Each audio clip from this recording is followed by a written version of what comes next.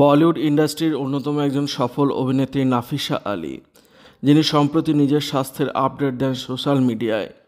চতুর্থ স্তরের ক্যান্সারে আক্রান্ত অভিনেত্রী ফের নিজেকে প্রস্তুত করছেন কেমোথেরাপির জন্য।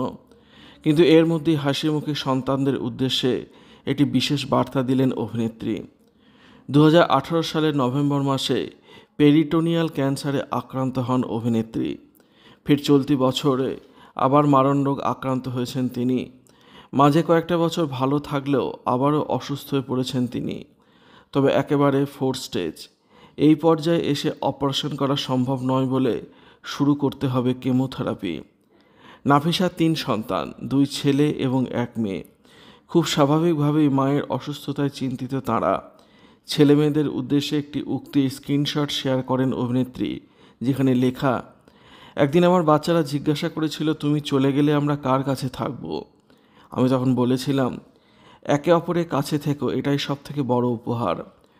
অভিনেত্রী যে স্ক্রিনশট শেয়ার করেন সেখানে আরও লেখা, তোমরা একে অপরকে ভালোবেসে নিজেদের মধ্যে স্মৃতি ভাগ করে নিও, একে অপরকে রক্ষা করো, আর মনে রেখো, ভালোবাসার বন্ধনের থেকে শক্তিশালী আর কিচ্ছু হয় না।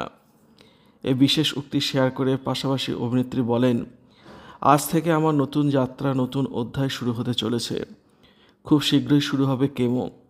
বিশ্বাস করুন, আমি জীবনকে ভীষণ ভালোবাসি, আমাকে বাঁচতেই হবে। অভিনেত্রী জানিয়েছেন, ইতিমধ্যে পেটে সিটি স্ক্যান করা হয়েছে, খুব শীঘ্রই শুরু হবে চিকিৎসা। প্রসঙ্গত, পেরিটোনিয়াল ক্যান্সার খুব বিরল ধরনের অসুখ।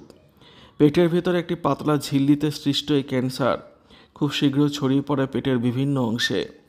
তাই এই মারণ রোগ করার জন্য খুব দ্রুত চিকিৎসা শুরু করতে হয়। উল্লেখ্য, 2007 সালে মুক্তিপ্রাপ্ত ছবি লাইফ ইন মেট্রো সিনেমাতেও ঠিক একইভাবে কঠিন রোগে আক্রান্ত হয়েছিলেন অভিনেত্রী।